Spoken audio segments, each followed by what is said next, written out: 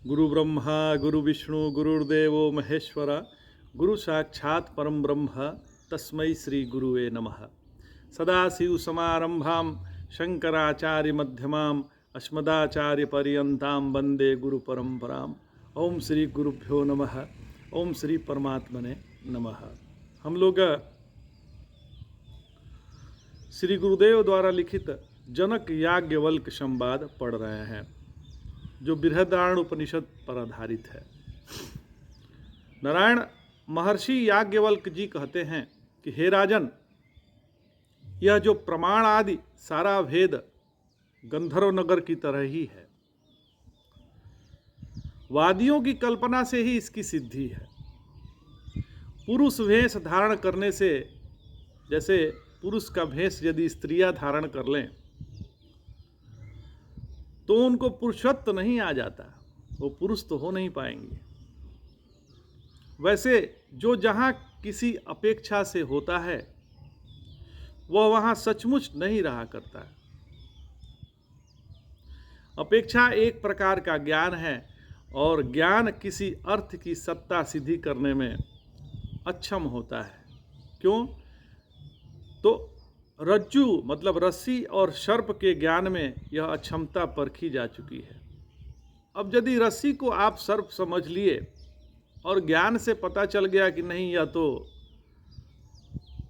रस्सी है, सर्प नहीं है, फिर कोई मतलब नहीं रहता। वैसे ही कोई स्त्री पुरुष का भेष बना ले, लेकिन उसके दाढ़ी मोछ तो आ नहीं जाएंगे, उसकी इंद्रियां तो बदल नहीं जाएंगी। तो मतलब ये है कि नकल करने से अकल का इस्तेमाल करना ज़्यादा ज़रूरत है। तो इसका उत्तर है नेह नानास्ति। आदि श्रुति प्रमाणित कर रही है कि अर्थ सत्ता है नहीं, अतः यदि ज्ञान इससे विरोध रखेगा तो उसका प्रमाण नहीं रहना ही उसका हानि होगा। तो श्रुति तो निश्चित प्रमाण है, अन्य ज्ञानों में प्रमाणता विचारणीय है, अतः श्रुति विरोध भी चाहते हैं। तो श्रुति विरोध से उन्हें प्रमाण जाता रहेगा। जैसे रस्सी और सर्प का ज्ञान जो है,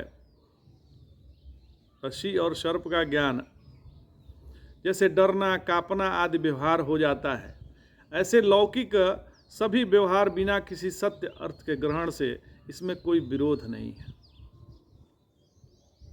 अब यदि सर्प में आपने रस्सी में सर्प का यदि वो हो गया तो आदमी डर जाता है, घबरा जाता है, लेकिन ज्ञान हो जाता है कि नहीं नहीं ये रस्सी है, तो ऐसा रहता नहीं है।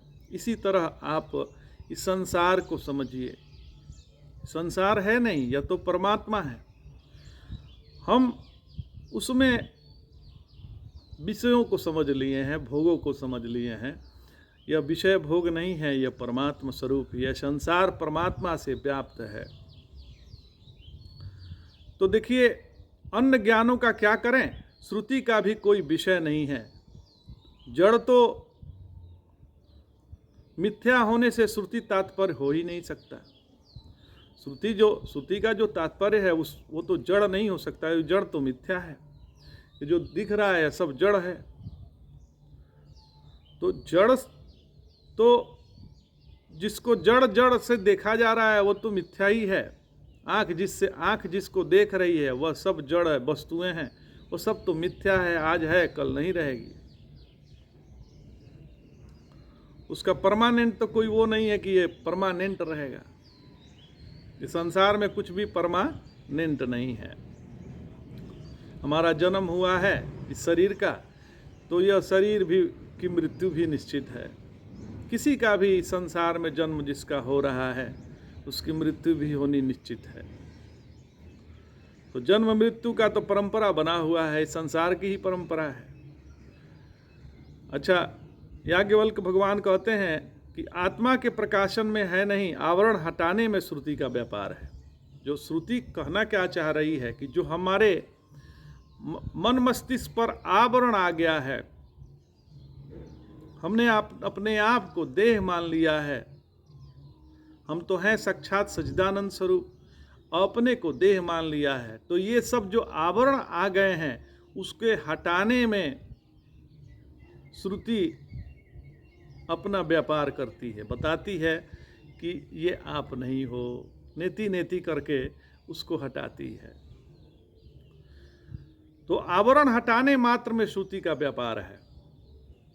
वह भी श्रुति का विषय हो या बात नहीं है, क्योंकि स्वयं प्रकाश है, इसलिए वह स्वतः ही प्रकाशमान है। जो आत्मा है, जो भगवान है, वो तो स्वयं प्रकाशमान है। श्रुति उसे प्रकाशित नहीं करती। लोक या वेद में कहीं भी इसकी सिद्धि प्रमाण से हो ही नहीं सकता, ऐसा संभव ही नहीं है। तो आत्मा तो सभी को हमेशा भास रहा है, अतः प्रमाण का कोई कृत्य नहीं है। यह तो अपना स्वरूप ही है। किंच प्रमाण आदि से यह सारा भेद प्रमाता की सिद्धि होने पर ही निर्णित हो सकता है। मैं सही निश्चय कर रहा हूँ, जो अनुभव करता है उसे छोड़ दे। तो प्रमाण आदि यह भेद नहीं, किसी को अनुभव में आता नहीं। प्रमाता भी जो उसकी वास्तविक तत्व है, जो प्रमाता है, जो उसकी वास्तविक तत्व है, उस स्वप्रकाश चेतन से ही सिद्ध है और किसी से नहीं है। यदि प्रमाता मैं इस ढंग से मानस ज्ञान से सिद्ध माना जाए, जैसे न्यायादिवादी कहते हैं, बताते हैं, तो प्रश्न होगा कि जिस ज्ञान का वह विषय हो रहा है, वह ज्ञान उसी प्रमाता को है या किसी अन्य प्रमाता को है। तो ध्यान दीजिएगा, ज्ञान होगा तो किसी न किसी चेतन को ही होगा। यदि अन्य परमात्मा को पूर्वोक्त ज्ञान को माने, तब इसे जान रहा हूं, यह बोध होगा, न कि स्वयं को जान रहा हूं। क्योंकि एक व्यक्ति किसी अन्य व्यक्ति को मैं यो नहीं समझा सकता या समझ सकता है। और यदि प्रमाता साधक मैं ज्ञान उसी प्रमाता का होता है यह माने, तो कर्म विरोध होगा। तो जानने का कर्ता और कर्म एक प्रमाता ही हो जाएगा, जो न्यायी विचार कर स्वीकार नहीं सकते। जो न्यायिक है इसको नहीं स्वीकारते। हे राजन, एकाग्रचित होके सुनो। याज्ञवल्क्य जी भगवान कहते हैं जनक जी से कि तुम एकाग्रचित होके सुनो। जो गौतम अनुयायी जड़ों से आत्मा का अंतर बताने में भी असमर्थ हैं, मनः संयोग से उत्पाद्य ज्ञान रूप गुण पाकर चेतना हुआ आत्मा जानता है, बिना मनः संयोग के यह ज्ञान रहित ही बना रहता है। यह न्यायवेता कहते हैं। इनका न्यायवेता का यह कहना है। उन्हें बताना चाहिए कि तब मनः संयोग होने पर घट भी खुद को क्यों नहीं जान लेता है। स्वतः ज्ञानहीन जैसा आत्मा जैसे घट, तब उसमें अंतर कैसे है। मूर्त और सीमित परिमाण वाला होना, यही आत्मा के घट में भेद यदि कहोगे तो आकाश ही आत्मा होने लगेगा, क्योंकि वह अमूर्त ही है। ज्ञान वाले आत्माओं में आकाश में अंतर नहीं बता पाओगे। यदि कहो कि ज्ञानवान होने में शरीर संबद्ध हेतु बनता है, तब भी फायदा नहीं है, क्योंकि आकाश आदि विभू पदार्थ का भी शरीर संबंध तो है ही। इसी तरह मिल्कियत मालिक का संबंध, उपकार्य उपकारक का संवाद इत्यादि को चेतन में निर्वाह कहना संगत नहीं होगा, क्योंकि मनः संयोग घटादि सर्वत्र सुलभ होने से कर्तृत्व भोक्तृत्व भी वहाँ हो, इसे कैसे रोका जाए। तो तार्किक यह कह सकता है कि जो जहाँ दिखता है वही वहाँ हो सकता है। कर्तृत्वादि का घटादि में प्रत्यक्षादि से देखना होता नहीं है, अतः उनमें कर्तृत्वादि मानना संभव नहीं है।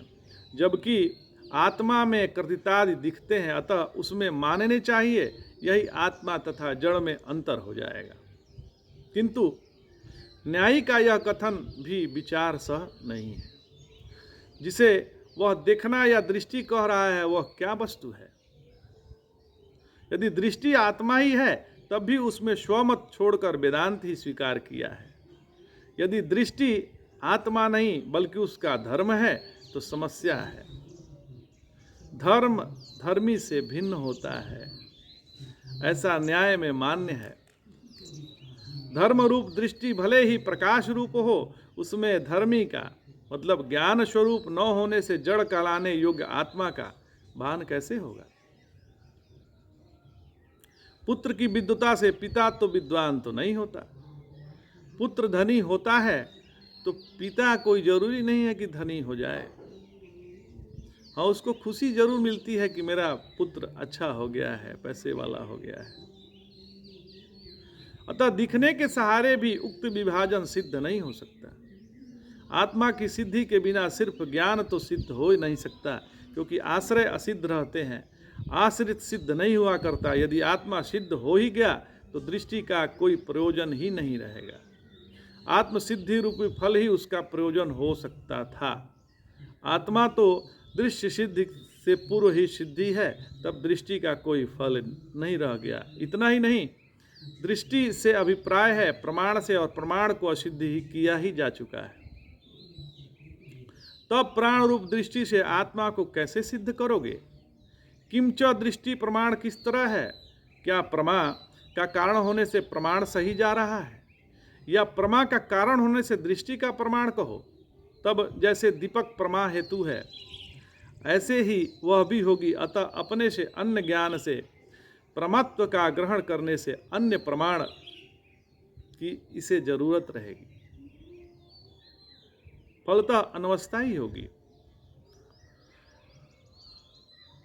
यूं सभी प्रमाणों का अन्य प्रमाणों की आवश्यकता होने से अनवस्थादि दोष होंगे, जो अश्वप्रकाशवादियों के लिए समाधेय होंगे। हे राजन, यदि प्रमा ही प्रमाण हो, मतलब दृष्टि ही प्रमाण हो, तो भी क्या वह स्वयं भासमान है या भासती ही नहीं है? वह भासे ही नहीं, तब तो घटाद के तरह प्रमाण हो ही नहीं सकती। ऐसे ही किसी अन्य वस्तु अन्य द्वारा प्रकाशित होने वाली हो तो भी घट तुल होने से अप्रमाण होगी। खुद ही खुद से प्रकाशित हो यह संभव नहीं है, क्योंकि संसार में ऐसा नहीं देखा जाता कोई पदार्थ ऐसे प्रकाश का करता हो जिसका कर्म भी वह स्वयं हो। किंच दृष्टि का स्वयं भासने वाला माने, तब भी क्या वह जुगनू की तरह सिर्फ खुद को प्रकाशित करती है, या आदित्यादि की तरह सभी को प्रकाशित करती है? प्रथम पक्ष मानो तो दृष्टि विषयों का ज्ञान नहीं करा पाएगी, और दूसरा विकल्प मानिए तो किसी भी एक अर्थ का ज्ञान होने पर सर्वज्ञता हो जानी चाहिए। इसलिए हे राजन, पूर्वोक्त ढंग से विचार द्वारा निर्णित है, मतलब निर्णय हुआ है कि प्रमाण को ही परिभाषित नहीं किया जा सकता। तो आत्मा प्रमाण ग्राह्य नहीं है, इसमें क्या संदेह? यदि चक्षु आदि को प्रमाण मान ले तो उसकी संसर्ग के अयोग्य होने से आत्मा अग्राह्य रहेगा ही। घटादि के बारे में ज्ञान खुद ब खुद तो पैदा होगा नहीं, परंतु चक्षु और आदि का प्रमाणों का घटादि से संयोग, जो आदि संबंध होने पर घटादि का प्रत्यक्ष आदि ज्ञान हुआ करता है। तो आत्मा के बारे में न्यायी को जो यह ज्ञान हुआ कि आत्मा कर्ता भोक्ता है, यह हुआ कैसे? तो आँखों का आत्मा से संयोग होकर यह ज्ञान हुआ, यह असंभव है। कारण कि भगवती श्रुति ने नियम बताया कि इंद्रियों का जो इंद्रियां पराग विषयक ही है, अतः जहाँ इंद्रिय संयोग होगा वहाँ परागता प्रत्यक्षता अनात्मा अवश्य होनी चाहिए पड़ेगी। तो महाराज, मन तो प्रमाणहीन रहकर ही वृत्ति बनाता है। स्वयं मन प्रमाण नहीं माना जा सकता, क्योंकि तब अनुमति आदि प्रत्यक्ष ही होने लगेगी। कोई न्यायिक मानता नहीं, अतः बिना किसी प्रमाण के मन ने ही यह प्रमित कर लिया कि आत्मा कर्ता भोक्ता है। यह कसना असंगत हो जाएगा, बल्कि अगर नेत्रों के संयोग से वह आत्मज्ञान हो सके तब तो देह विषयक ज्ञान ही आत्मबोध हो जाएगा। तुम जैसे को देवगुरु द्वारा प्रणीत चरवाक मत ही स्वीकार करना पड़ेगा। जैसे चरवाक असुरों को मोह में डालने के लिए प्रणीत दर्शन है, वैसा ही आत्मा को कर्ता भोक्ता प्रत्यक्ष के बल पर मानने वाला दर्शन भी हो जाएगा। कर्ता भोक्ता आत्मा में अनुमान भी नहीं हो नहीं सकता, क्योंकि अनुमान प्रत्यक्ष के सहारे प्रवृत्त हो सकता है। क्योंकि अच्छा, और जब आत्मगोचर प्रत्यक्ष नहीं, तब उस पर टिकने वाला अनुमान कैसे आत्मा को विषय करे। विषय थोड़ा सा कठिन है, लेकिन समझ में धीरे धीरे आ जाएगा। आज इतना ही। जय जय शंकर, हर हर शंकर, नमामि शंकर, भजान शंकर, नमः पार्वती पतये, हर हर महादेव।